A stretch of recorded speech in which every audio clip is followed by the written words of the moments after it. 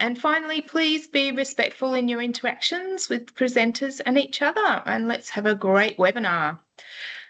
So thank you for joining us this afternoon for episode 5 of our second series of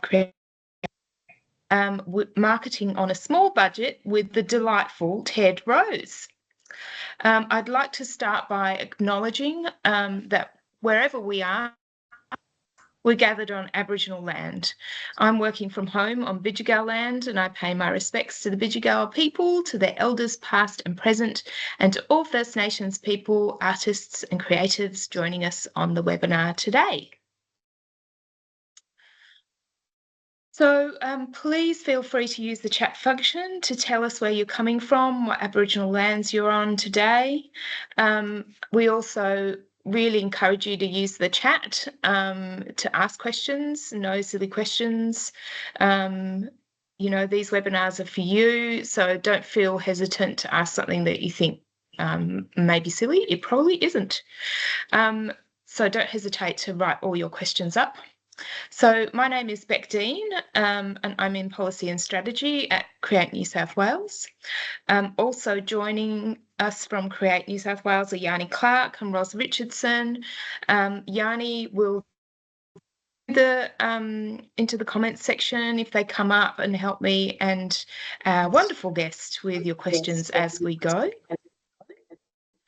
So us this lunchtime for this webinar by the fabulous Ted Rose about marketing on a small budget.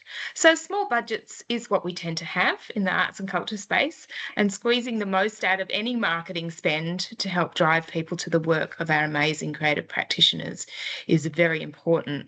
So Ted's going to talk us through some pro tips and some case studies for working with a small budget to reach these audiences and other potential markets. Ted is a marketing and public currently working for Foundation and Friends of the Botanic Gardens and for the Queer Screen Film Festival here in Sydney. And it's fabulous to reconnect with Ted, to work with us at Create New South Wales a few years back, and has a great understanding of the breadth of practice and the clients that Create New South Wales supports. So I am going to now stop sharing and hand over to Ted.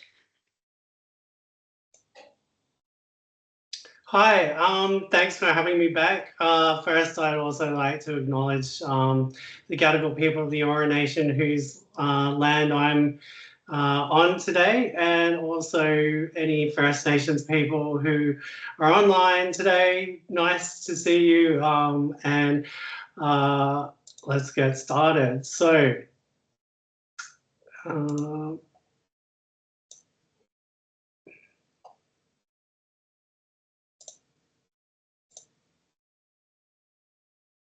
cool. So as Beck said, I'm Communications and Marketing Manager at Foundation Friends of the Botanic Gardens. That is the philanthropy of the Botanic Gardens. So we do all of the funding for the science and conservation work that happens there. We also through that do many workshops, talks, events. There's lots of arts and culture. So we'll talk a little bit about that today. I'm also a tutor at UNSW, where I do media studies, brand building, and public relations. So guiding students into mastering media planning and PR strategies. Like Beck said, I'm also a volunteer board member of Queer Screen Film Festival.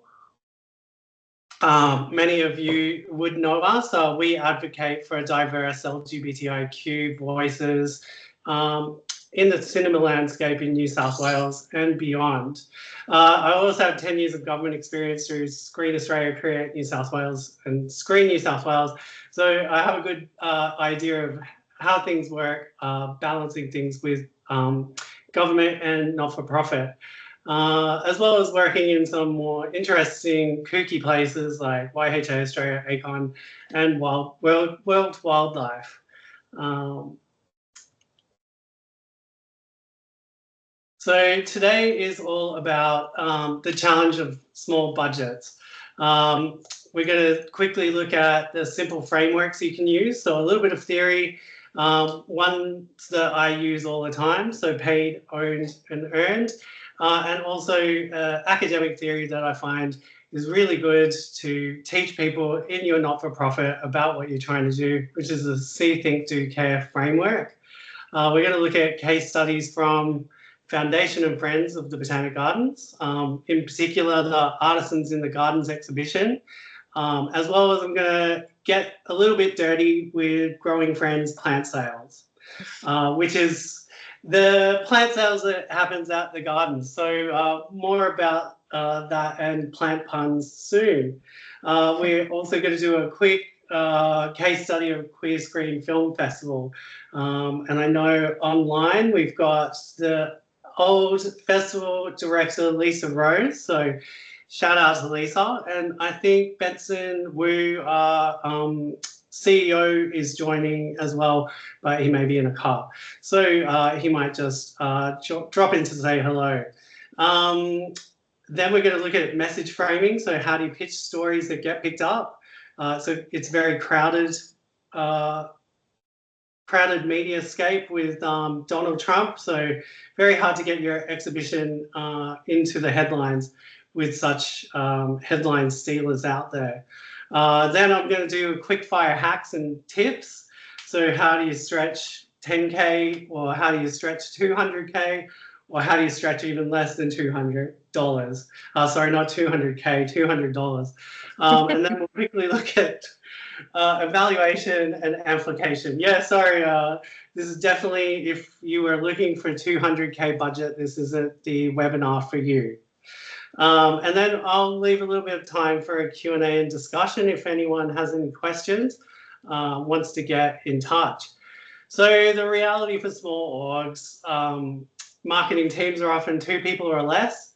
There might be some people on this call who are the CEO and the marketing person, or you might be the policy person and the marketing person, or the events person and the marketing person. That doesn't matter because the expectation is still huge. Sell tickets, raise awareness, grow your donor base. It's always more on less. So the big question we're all asking ourselves is, how can you possibly do it at all? But somehow we do. So that's where integrated comms comes in. So it's about pulling the tools you can manage into a cohesive plan. And so integrated comms is everything that includes communications. So that's things like media outreach, advertising, branding strategies, public relations, social media, direct selling, blogging, and a full marketing strategy. So if you're in a big organization, you might have 1 or 2 people doing all of those things, but as I said, it might just be one of you doing all of these things.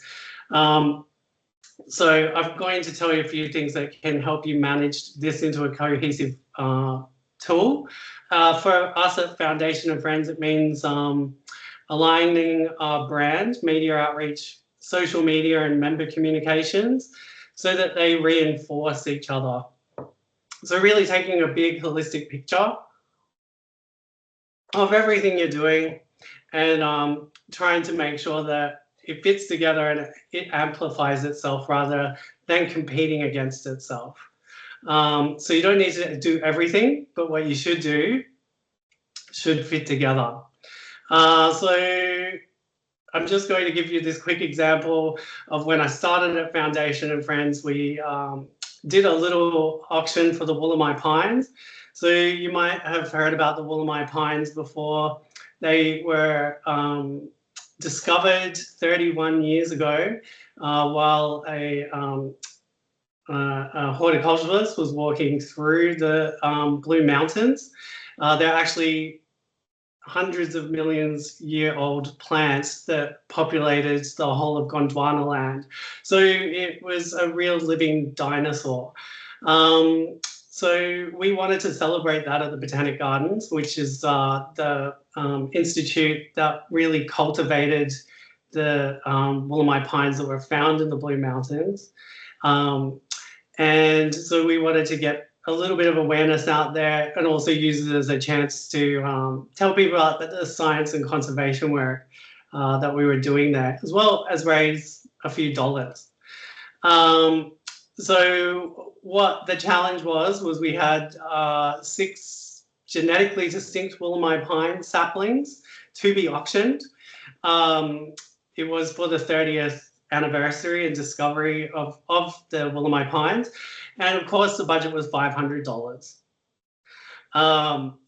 Expectation was that we would make a lot of money and also get a lot of publicity. So with $500, we had to think, what can you do with that? So that ruled out paid advertising.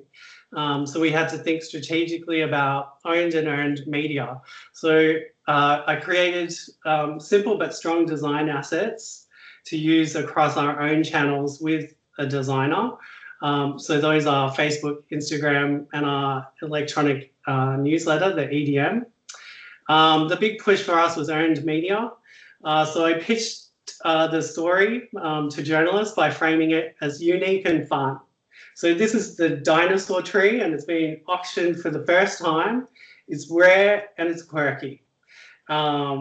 We also piggybacked off a ministerial release and convinced the minister that it was a fun thing to add to his release about the Willamette pine, that there was a fun little auction going, and that gave it a bit of credibility. So when I put out the media release, I didn't get much reaction. So I started calling regional radio stations, and lucky I got picked up by Laurie in ABC Western New South Wales, who was having a bit of a slow news day. It was quite quiet there, and she did an interview with us and one of our head horticulturalists. Then that got picked up by ABC 24-hour television, who called and said, we'd like to interview your horticulturalist. And not long after, our Willamette pine auction became a national segment, and that alone was worth more than $100,000 in free publicity. So a 4-minute television interview. So we got pretty lucky there. So that shows you the power of framing your story for media, and we'll dig into that a little bit more later. So the challenge for small organizations is that we have limited resources. We're competing with big institutes that have large marketing departments as well as large budgets. The staff are often juggling multiple hats and wearing many responsibilities. Marketing gets pushed to the last minute often when deadlines are approaching or when ticket sales haven't been doing too well, and audiences are fragmented across platforms. And what I mean by that is now you have YouTube, Snapchat, TikTok, Facebook. If you think about where your mum is on social media to where your niece is, you got to try and reach people with all kinds of different strategies. So it's harder to reach without a really refined idea of who you're pitching to. So there is a silver lining. Small organizations might not have big budgets, but we do have something big players don't, and that's agility and authenticity. So we can move quickly, test new ideas, and we don't get bogged down in the endless approvals chain of death. And here's a real silver lining. We often have volunteers, and our audiences are our secret weapons. So they care deeply about what we do, and when they talk about us, it comes across as genuine and heartfelt. And they often do that online, which is where a lot of the audiences are out for small organizations. So they also don't always want glossy perfection. They want to feel connected, and that connection often comes through your people, your volunteers, and your community. So think about your audience as partners, not just ticket buyers. Think about your volunteers as storytellers and advocates. That's where small organizations can outshine big ones. And maybe we can talk to a couple of you all online I'm sure you've got a couple of ideas about a moment when a volunteer or an audience member became one of your loudest advocates. I imagine some of you also had guests out to your festivals or to your events. Sometimes those people can amplify your message more on social media than any paid advertisement can. So let's get into a framework. So audience, the first thing you need to nail down is your audience, and you don't need to pay for expensive research to do this. So you already have the data at your fingertips. Look at your social media insights. Who's following you? What are their ages? Where are their locations? So get a good idea. If you get on Facebook, you can get a really good snapshot of what the gender of your audience is, what their ages are. You can see what their interests are as well. It's the same for Instagram. The insights are incredible. If you have a website, Google Analytics, you can dig into that and learn so much without having to spend much money. So don't underestimate also the power of a simple survey. Quite often, it's good to do a pulse check every year or so, but be specific and get some good insights off your audience. So don't just say our audience is everyone who loves art. Say our audience is women 35 to 55 in the inner west who like ceramics and have kids at school. So the more specific you are, the easier it becomes to create content for them. So then to story, once you know your audience, sharpen that story and think about what makes your organization or your event unique. Or if you're an individual artist, what makes you unique? Maybe it's scarcity, so you might only do this once a year. Maybe in the terms of the Botanic Gardens, it's often conservation or science. You're saving a rare species.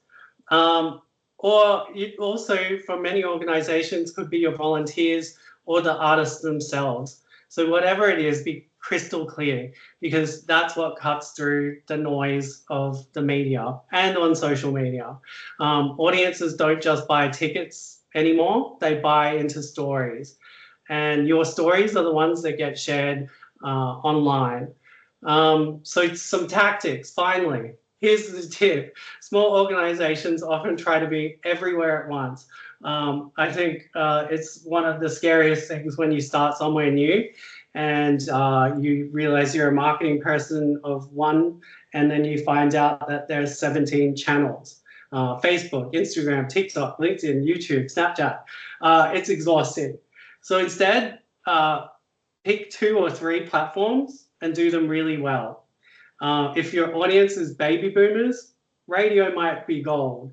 If it's younger audiences, maybe Instagram Reels or TikTok. But the point is, focus is much better to and be brilliant on 2 platforms than half-hearted on 6. So if you take nothing else from this, know your audience, tell your story with clarity, and focus your energy where it counts the most. So I wanted to introduce you this framework, paid, earned media. So all marketing falls into these 3 buckets. Owned is what you control. So that's your website, your email newsletter, social, or signage that you have. If you've got any retail space, if you have a office, it's anywhere that you can put a poster out the front of. Paid is what you buy. So that's ads on Meta, Google search, billboards, print, any other kind of advertisement you might do, including sponsorships. Earned is when others talk about you. So that's media stories, influencers, posts, word of mouth, partner shares, and user-generated content. So why it matters, the real power comes when all 3 of these things come together. If you only rely on paid, people tune out. If you only rely on earned, you're at the mercy of journalists. And they can be a little bit fickle. And like I said, Donald Trump can get you bumped at any moment. And if you only rely on owned, you'll just be talking to people you already know. So integration is the key. A quick example that I might go through is like Tim Tam launching a new flavor. So Arnott's owns the posts on their socials, updates on their website, and any EDM they send out to their Tim Tam junkies. Paid ads would appear on your Instagram feed, so maybe a TV spot and in a Woolworths catalog, for example.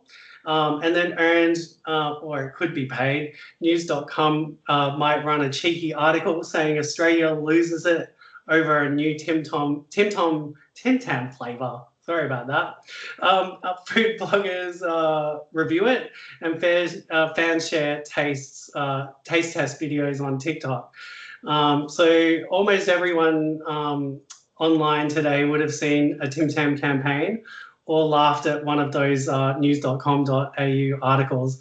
So it's just about relatable, low stakes, and everyday, very Australian. So since we're also in footy season, and I know that this isn't really the footy crowd, but a good example, owned media for the NRL might be its website, social media pushes, behind the scene training clips, and its paid media would be big sponsorship ads, billboards, TV commercials, and earned is like news coverage everywhere, commentators debating, fans sharing memes, workplaces organizing sweepstakes. So I just use that because it's a perfect example of how to do the owned, paid, and earned. So that's just a good framework to think about.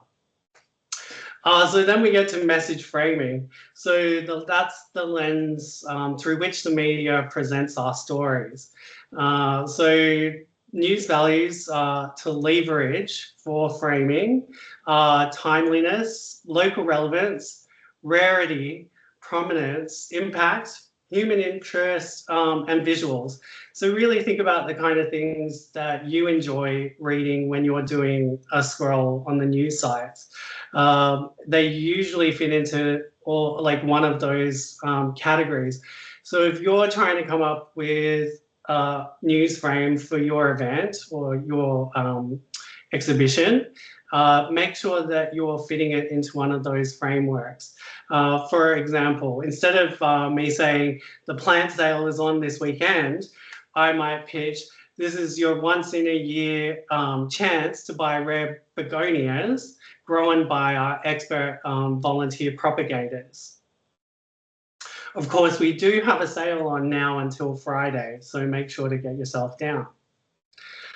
So some insider tips for paid media. This is where I want to share some really practical tips for getting visibility in New South Wales where you don't have to spend a cent, or at least without spending very much.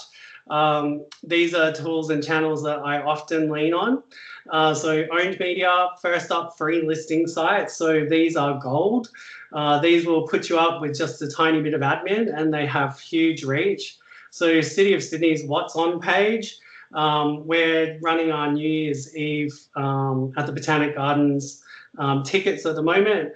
When they went live on City of Sydney, we sold hundreds. So they have a huge subscriber base and a local audience that genuinely likes to plan their weekends. So if you're based in Sydney, this is a really great one. Art Almanac is a must for visual art audiences. It's old school, but trusted, especially by people who actually go to exhibitions. So you're really reaching a perfect target group. Museums and galleries New South Wales is perfect if you're in culture or gallery space. So these cost nothing, but they get you in front of audiences who are already looking for arts and culture events.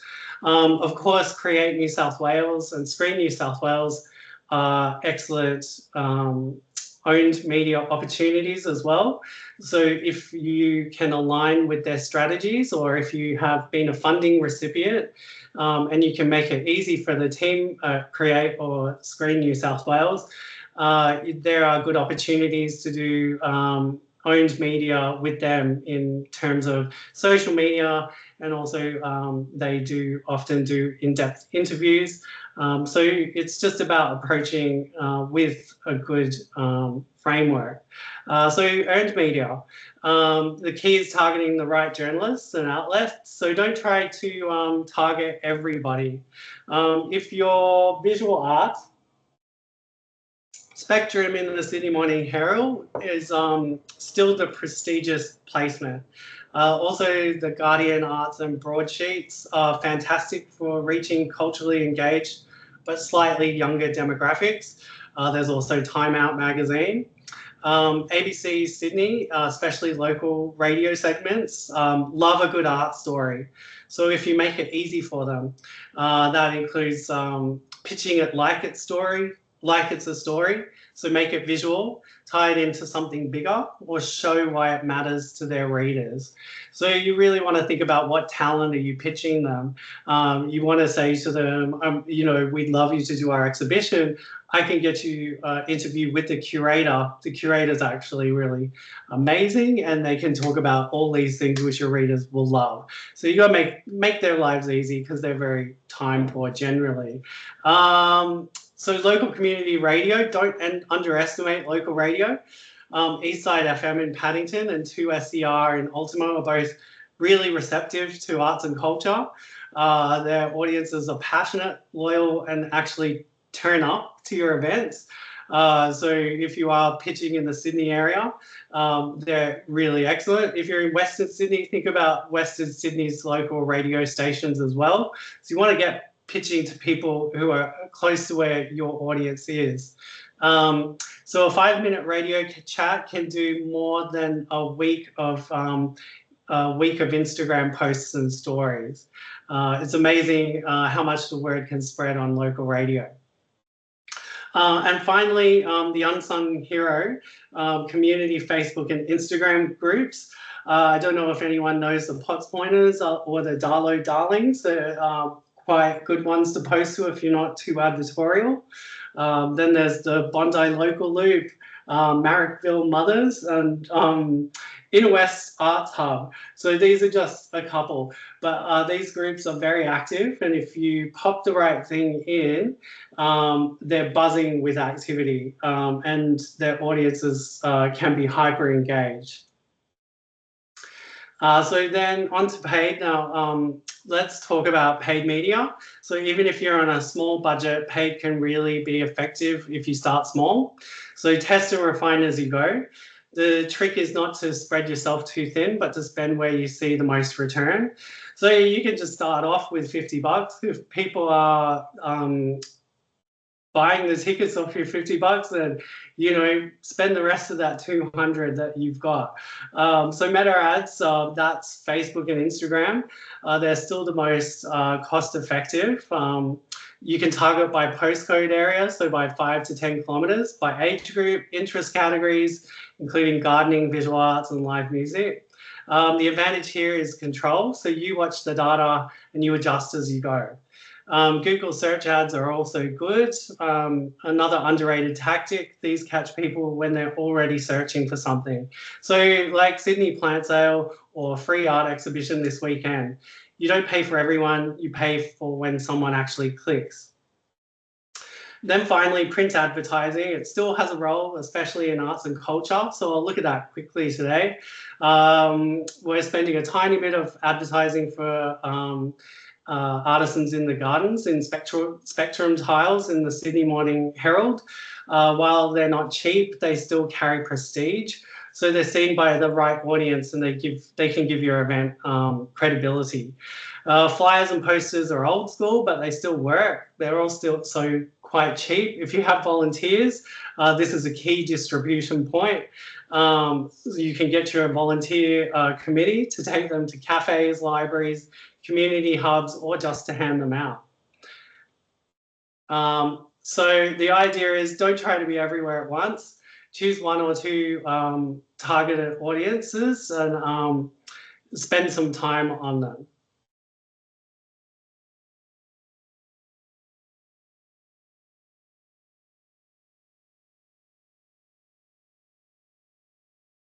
All right, so insider tips on newsworthiness. So you heard me talking about how you get onto the paper. It's actually very difficult for small arts orgs and individuals. You really have to have something unique that's going to cut through all of the noise. We're in an incredibly busy moment in the world and on the news. So when you're pitching to media, just remember not everything that is important to you or your boss is going to be important to a journalist. So journalists use these things called news frames. They're basically filters to decide what deserves coverage. So if you can align your story with the news frames, your chances of getting coverage go way up. So these are mostly the news frames that people, journalists are working to. So timeliness, news has to be new. Journalists will ask, why should I run this today? So tie it into a story, to a date, season, or anniversary. So example, the spring plant sale works because it's seasonal and urgent. Proximity, people care more about news than that's close to them than they do about things that are on the other side of the world. So if you can say Sydney growing artists or right here in your neighborhood, that could be very good for local journalists or radio. Prominence. So if you have a well-known persona, organization or brand involved, that raises the story's value. So think about prominence. So small organizations might lean or link to a big name partner or venue. So significance, an impact, how many people are affected, or how deeply. So a new public artwork that 10,000 people might see daily has more weight than an internal award night. So you're going to do not very well trying to get your internal awards on the news. But you could give it a shot if you have a big name person handing out one of those awards. So rarity, the unusual catches attention. So for my plant sales, I'm always looking for a rare plant or a world first propagation or unexpected collaborations. Journalists love the you won't believe this angle.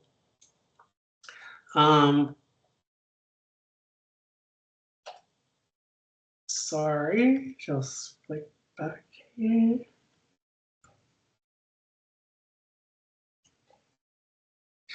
Yeah, so so conflicts and controversy is another one. Hopefully you're not pitching for that. So just take a moment to have a look at these news propositions, and in your mind think about which of these scenarios, if you were an editor, would you bump to the front or the back of the paper?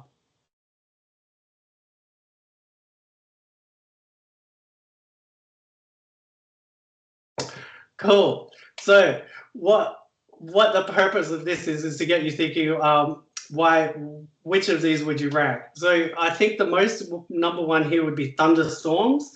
Why it's a topic, it affects the largest number of people immediately. It's urgent and has a public safety implication. Two, the apartment fire. Why? Because it has a strong human interest and drama story to it, plus visuals. So people empathize with victims and want updates. Number three, the mayor admits to alcoholism and won't resign.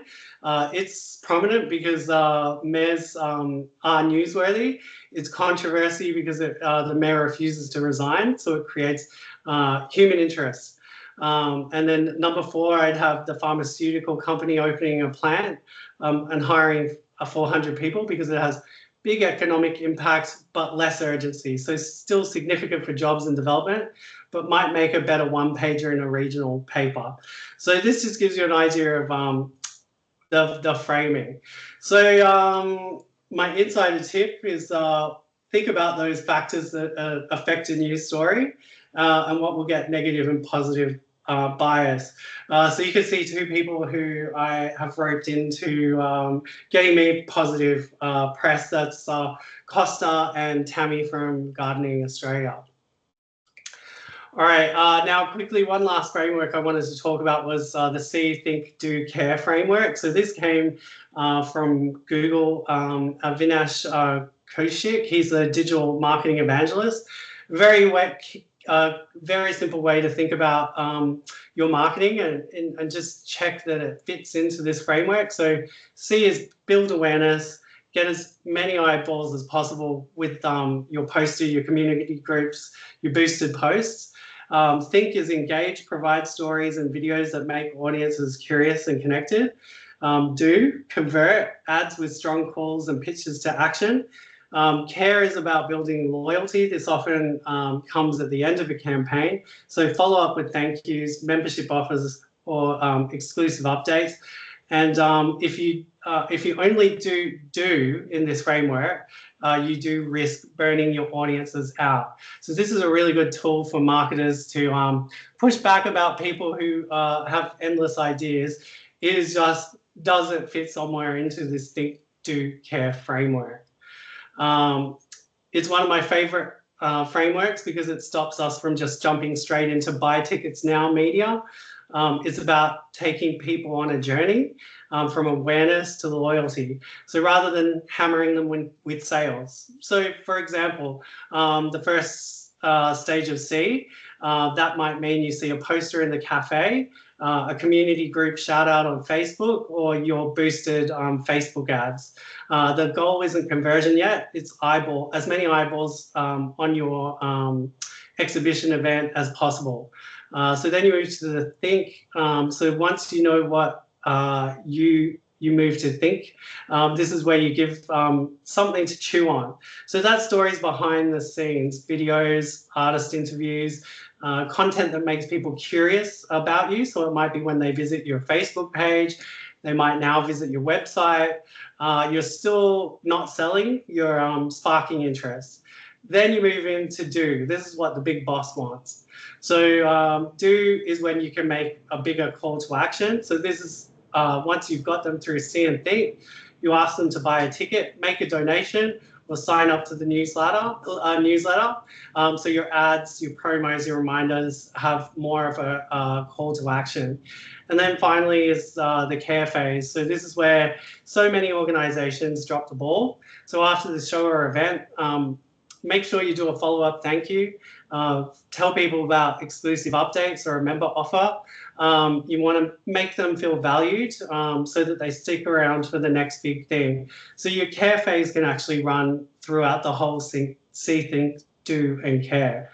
So the takeaway is if you only ever live the do stage, which is buy, you'll burn your audience out. But if you balance see, think, do, and care, you'll build real long-term supporters. Now, sorry for me rabbiting on everyone. I'm going to get on to some case studies now. So this is Artisans in the Gardens. When I started at the Botanic Gardens, this was one of the first events I got to work on. We have it runs every year, so it's its 26th year of the exhibition. The artwork here is the old artwork that they used to promote the exhibition. So it had a very small budget. It has to compete with large Sydney events. And it used old artwork and the design had very little care or love. So there wasn't much to work with. These are the lovely artisans. So the curator committee has been running it for 26 years. So they were clearly the biggest asset that we had. So for Artisans in the Gardens, I used our small marketing budget to go out to an agency to create something a little more uplifting that could be used for multiple years. So the idea is that we didn't want to create something that was only going to be used for 1 year. We wanted to create something that would give audiences a return feeling to artisans. So we looked at a new identity that fitted within the Botanic Gardens, and a colour set that would change every year to ensure that you knew that it was a new year of artisans and to cut through to the audience. So this is the new look. This was from last year. Of course, Artisans in the Gardens is kicking off again in October this year. So I hope to see you all there. And you can see we did this using owned assets of the Botanic Gardens as well. So making sure to create some brand identity in the C phase of the framework. Also here are the DL brochures that we use to go out to the cafes. And also put it in the member magazine. So using all of the assets we had available to us. So our owned media, we had EDM social posts, DL brochures and programs, user-generated content. So our events manager had created an amazing social media playbook that we give to all of the artists who are then able to create their own user-generated content using our hashtags and tagging us. So they're already online creating content for us. And you'll often find in your own artists that they're often willing to support your activities. For the Artisans exhibition, we used meta ads targeting Sydney art lovers. We used moving ads and a spectrum ad tile. I've also shared a video that we did with Max Cooper, who came and shot. So if you want to see the ad that we created, I've dropped that in the chat. And we created that with After Student. So you can be incredibly clever with your budget in that sense. So our report card was we had really good growth. So the dark orange is our growth over the previous year. So using our new tactics, we had 83% increase on our opening night, 240 increase on our views overall, and high open rates on our EDMs with, and a lot of this was on our refined visual identity. So the idea here is invest more in your event promotion, refine the social media strategy, maximize the word of mouth. So encourage your artists to get out there and your attendees to share the event widely. Improve your design consistency. So continue to work with a design agency or a video team to make your branding good. I would say we worked with Swell in Canberra, which is a design agency, and they did a special rate for us as a not-for-profit. So I just wanted to get to one more case study because I'm checking the time, I am rabbiting on. So Growing Friends plant sales. So who are they? It has been a volunteer-driven plant sale for 30 years. There's 150 volunteers involved. The hardest volunteer organisation to get into because there's such high demand. We sell unusual and hard to find plants that are propagated largely from the living collections of the Botanic Gardens. We have rare gems, including Worsleas, Tunia alpleas, and Willamine nobleus. So the problem was we were making money, but the idea is we want to make more money because every dollar that we make goes back into the conservation and science work of the Botanic Gardens. So again, I worked with creative agencies Swell and told them I needed a not-for-profit rate. So some agencies are very open to a not-for-profit rate as long as there's something in it for them. You'll often find they want to work with something that gives back. So we were offering them the chance to give back to science and conservation work.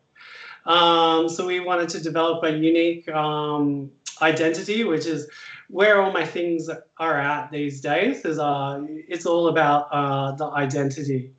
So this is Growing Friends Plant Sales Now. Sits within the Botanic Gardens family. And we have some very cute advertising that is now in line with the new identity. We also went for yellow, which is a bright color. It gives warmth. You can think of IKEA and McDonald's. It's also a very family color. And this is Growing Friends Plant Sales, the location. So the huge spend of my budget was mostly on signage, which was a little bit different. The idea being that over 1 million people walk through the Botanic Gardens. Most of them just walk past our little nursery and don't see it. So a large part of my plan was to spend the money on the people who hadn't seen us. And then we get into the cute merch. And here's some of the wayfinding. So really, this was in development with Swell. On top of that, we created a new uniform for the Growing Friends, who often wore very off-brand aprons. So now you will catch them in these very smart outfits.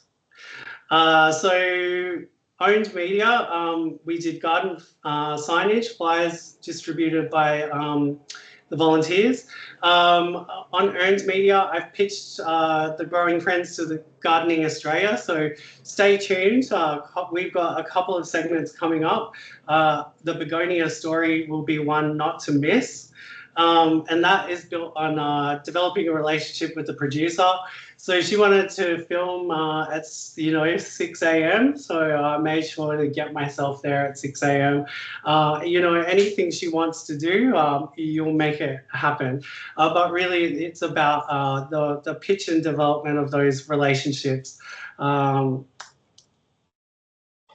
so most recently, I pitched the Growing Friends plant sale that we have on right now until Friday to Better Homes and Gardens. I told them that there's a really cute group of volunteers there, and this sale is unique. So you can see we got some really good earned media from Better Homes and Gardens there, which also opened us up to a new audience, and that didn't cost us anything. And there you can see we had Tammy and Costa in to the Growing Friends. We've also been shared on their socials. So this kind of equals a lot more money than just a Facebook ad. Just because I'm running out of time, I'll quickly run through the last slide. So the Growing Friends lessons I've learned. So we've only been doing the marketing for just over 6 months now. So our new hybrid model is with the design agency develop in-house ads as well. So they created assets. We now design things in-house as well. I wanted to build the identity of Growing Friends first. So we're still in the C phase, a little bit of do, but still mostly C. Earned media is gold. So Gardening Australia as well as some radio has been great for us. And we tailor our hooks to rarity, seasonal opportunities, volunteers who are amazing, and the conservation work where the money goes back to in the gardens. So as we move into the do phase in the next 6 months, stay tuned. Watch what we're doing. You might get some good tips. And of course, I would love to see you shopping at Growing Friends. Sale ends on Friday, 20% off. Finally, a case study of Queer Screen. So Queer Screen is produced by Mardi Gras Film Festival. We celebrate LGBTIQ storytelling in New South Wales and beyond. We're supported by our New South Wales government partner, Screen New South Wales, as well as the City of Sydney, and we have some other amazing partners. We have an audience of 30,000 annually that's driven by volunteers and a very small staff team. So I know we have Lisa, who was our festival director, on board. She can definitely attest to doing everything on every dollar, and the team working extremely hard. And I think Benson might have joined us as well, who is the new CEO. So in recent years, the team there has been very successful in building the festival and keeping it in people's minds. They've had great guest lineups. They've had great government involvement. So the Honourable John Graham, Minister for the Arts, has attended the festival, and we hope he'll be attending again.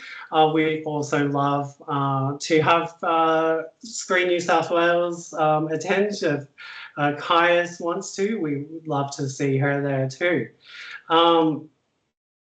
So the website that they use on QueerScreen uses a website, e-newsletter, Facebook, Instagram, YouTube, and LinkedIn. So it would look very familiar to a lot of you.